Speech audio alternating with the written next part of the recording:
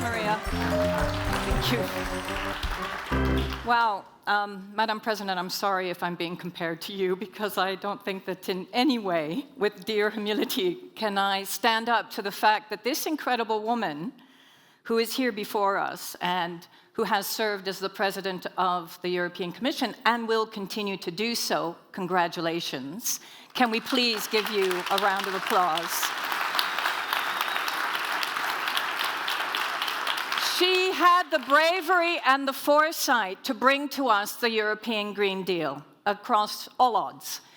And I think what I want to do with this panel, and I'm going to ask my panelists to join me on stage, is to get a bit into the reality check of how indeed we bridge the gap between, as we just heard, biodiversity not being taken seriously and realizing that in essence it is a part of the very system that we are, because we are nature and nature is us.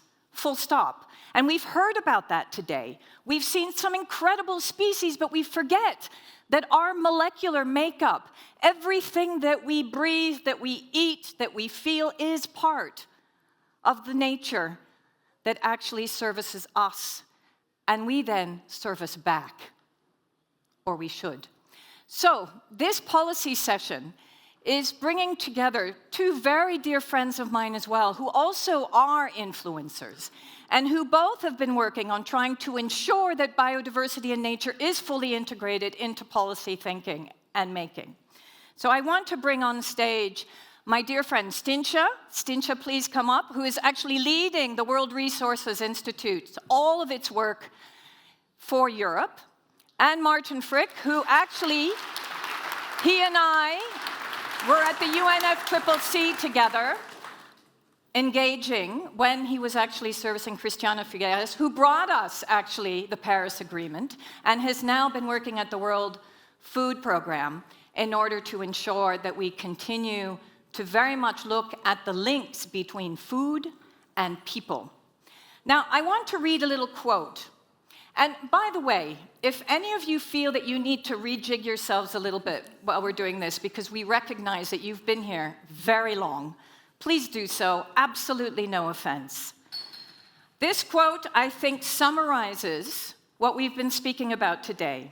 Making nature healthy again is key to our physical and mental well-being.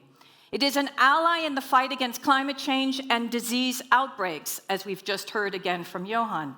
It is at the heart of our growth strategy, or our rethinking of growth strategy, the European Green Deal, and it's part of a European recovery plan that gives more back to the planet than it takes away. Does anyone know who actually said this? Madam President. This is what our biodiversity strategy is all about. And there are many actions, 100 actions, that actually have been put in place in order to enable us across Europe to ensure that we protect our land, our waterways, and our air. 50 have been completed so far, and this is the biodiversity strategy for 2030. 43 are in progress. And to be fair, only 11 are delayed.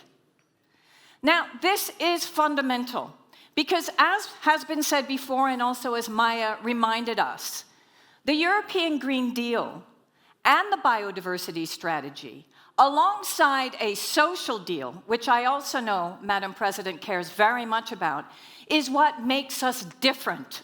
We as Europeans, and I speak to you as a European even though I do have a bit of an American twang, and that is why I want to bring in now both of these leaders in trying to better understand how then do we not succumb to the backlash? Because that's the reality check. How can we continue to support not only the European Commission, but the institutions and the member states in moving in sync with a strong European Green Deal that is indeed a social deal, that brings on board our farmers, that brings on board our energy workers, that brings on board people, citizens across the European Union.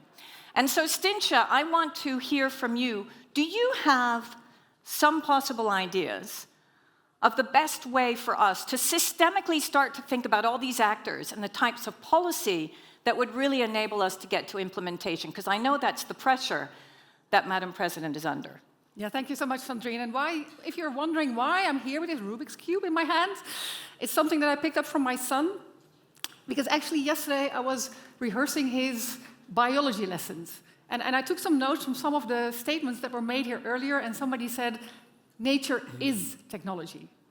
And when you think about the fact that the very air we breathe, the very oxygen in the air, is what plants have amassed over 3 billion years, and that basically nature has been the air conditioning for the world, enabling us to actually build what we currently have, then indeed, how can we see nature as something different from climate, as something different from people? So basically, this Rubik's Cube, for me, shows how everything's interconnected. You can work really hard and get it nearly right, but then somebody turns something else, and there you go. The interconnectedness between all the policy fields that we are working on is essential if we want to get it right. And so while many of the business as usual discussions are about either agriculture or nature, I think the very essence is we only have one planet. The population on this planet is growing, but our planet is not. This planet can cater for 10 billion people, but then there's a few things that we really have to do different. The bad news is that we are super inefficient in our land use. To give an example, if you have 1 hectare of solar panels, that creates as much energy as 300 hectares of biomass. And yet we have a biofuels policy. And yet we have a biofuels policy. So the good news is, the good news also is that our economy at this point is super inefficient, which means there's actually really low-hanging fruit to pick. Reducing our dependence on that biomass for energy is absolutely number 1. Reducing our meat consumption is absolutely number 2. And number 3 is trying to throw away less food. Our food loss and waste is really a waste. It means that through our waste on this continent, with the big market that we are, with the big consumption patterns that we are actually deforesting the Amazon. And if the Amazon reaches a tipping point, if it is no longer able to generate its own rain, and that point is coming really quickly, because over the past 20 years, we have already deforested an area as big as what continent? As big as the US. And we're going to deforest even 2 or 3 times the size of India if we continue at the rate that we are doing. Our consumption pattern is very much at the heart of it. It needs to change. It doesn't mean everybody has to become completely vegan, but if you would go to a fully plant-based diet, you would go down from 4 billion hectares that you need to feed the world to only 1. This is where we can optimize our care for nature, our care for biodiversity, our possibility for extensive farming, for example, as we heard 2 speakers, with livelihoods and farming. We will need both. We will need to feed the world in the short term. We will need to feed the world in the long term. I thought that slide was excellent just before, with that picture of the 2 roads. And there's a few very clear policies that we need to change. And on top of those 3, could I please make a plea for water? Water is integrally linked to nature and agriculture. It is also integrally linked to our industrial competitiveness. My previous role before I joined the WRI, and then I'll stop, for an equity of voice, I was Minister for the Environment in the Netherlands. And during that time, we had such droughts that actually ships couldn't float in the Rhine anymore. Our industry could not work anymore. Transport was going to a halt. The emissions from transport via the road, because they could no longer go through the water, were ramping. We need to start looking at water quantity much more. I know it's not on the Commission's agenda in the past. I hope very much it's going to be on the Commission's agenda in the future. Could I please make a plea for water? Thank you so much. Thank you, Stientje.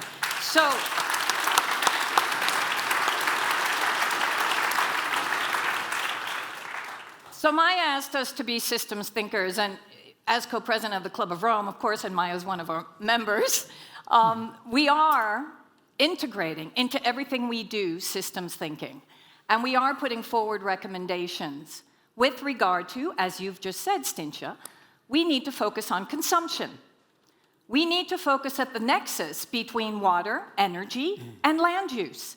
And so, Martin, I'm going to come to you because recently you and I worked for the UN Food System Summit. In fact, you brought me in for your sins.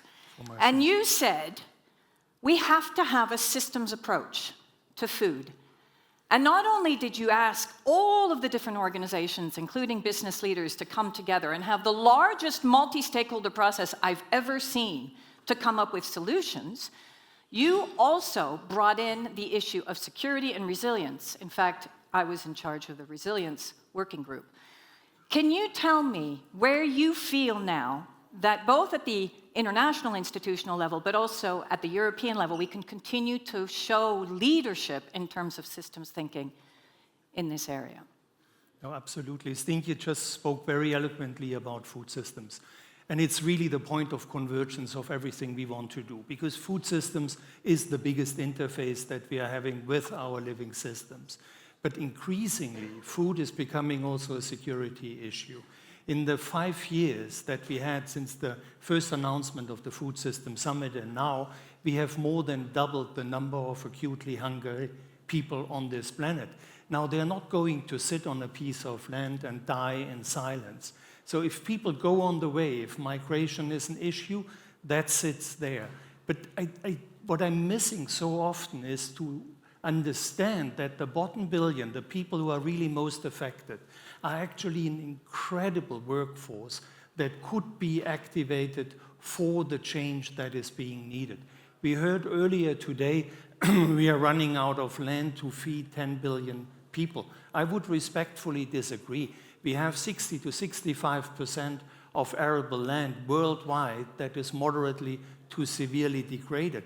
We can bring that land back. The formula is not rocket science. It's hard physical work. And in our neighboring continent, Africa, we have millions of people who would desperately look for this work. What we need to do is to give them a little bit of a surplus money to pay for the ecosystem services, which is an absolute fraction of the cost of inaction. So this systems approach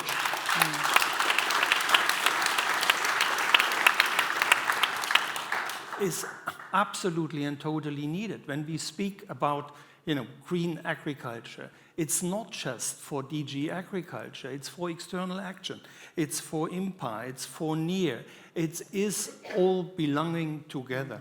And unless we fix that, I think we have a big problem. Allow me one last sentence, and it came in your moderation, and it really resonates with me.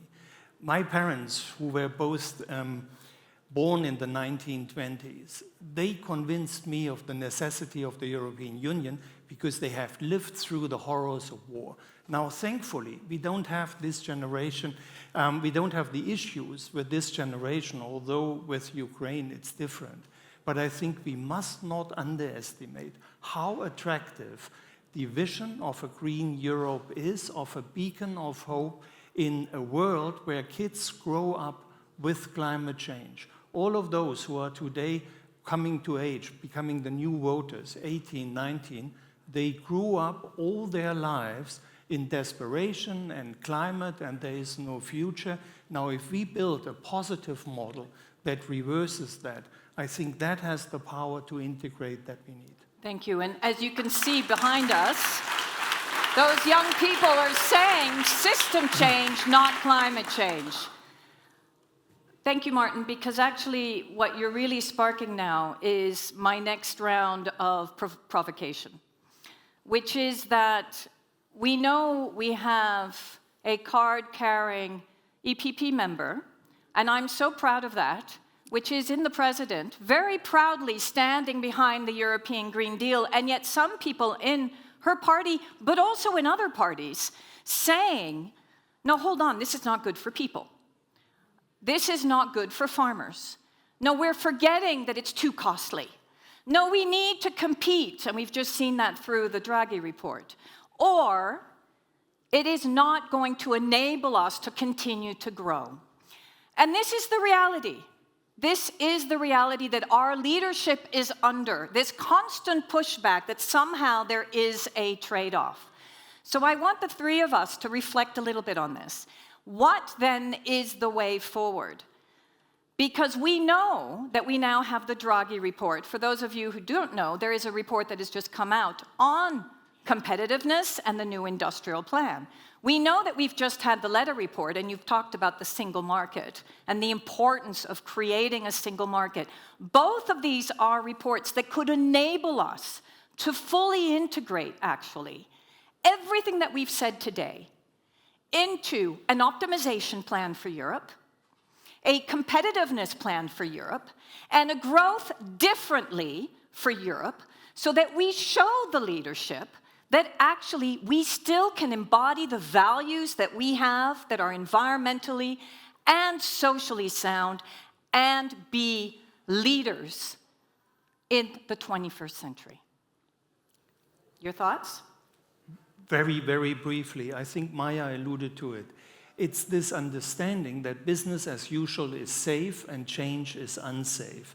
Now we are seeing, for example, how the German car manufacturers are struggling as a result of clinging on to business as usual. We need to make people understand in biodiversity, in climate, in all the different areas that business as usual today is not safe. And, you know, allow me to say one sentence, because I just returned from Austria. There will be elections very soon. People are afraid of the extreme right taking over.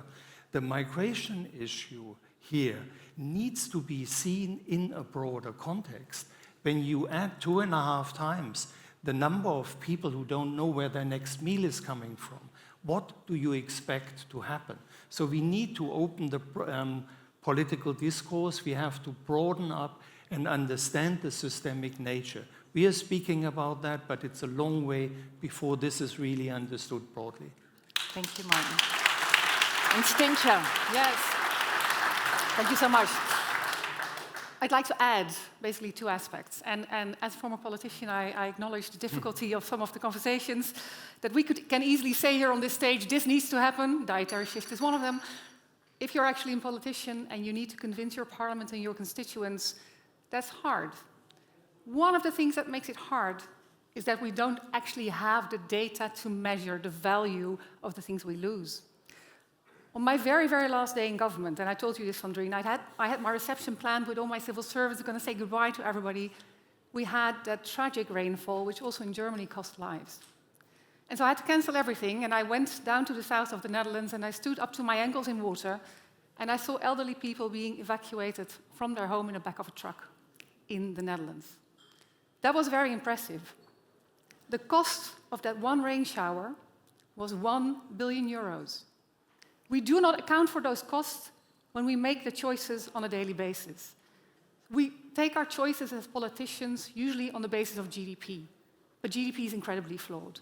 We need to improve our accounting to know that we have a real assessment of the situation. We need to complement GDP with other information so that we can make our choices better informed. That's one thing we need to improve. The second thing that we need to improve is also that we need to change as a community of green thinkers and movers. It's not just about explaining once again that we are right or that the data tell this. I think we also need to innovate our process. I think we truly need to listen more, because the farmers in the street are not in the street because they prefer to be there than home with their family. They have genuine concerns. And we also need to open our ears and reflect on what is the truth in their fears and how can we accommodate those fears without relying on our ambition. We also need to innovate the process. We need to listen better. We need to involve other actors. Think about cities. It just came up in one of the presentations as well. Cities are so underutilized as a motor for change. They're so close to the people. They're more trusted than national politicians. I think when I was a national politician, I think we were as trusted as a second-hand car salesman. I don't know how that is in Germany. In the Netherlands, it's pretty much the same now. All the statistics show the same. So that's my second point, Sandrine. Thank you. We also, as a movement, need to listen and we need to innovate our approach. Thank you. Let me thank you both very deeply. And I'm going to ask you to leave. Thank you.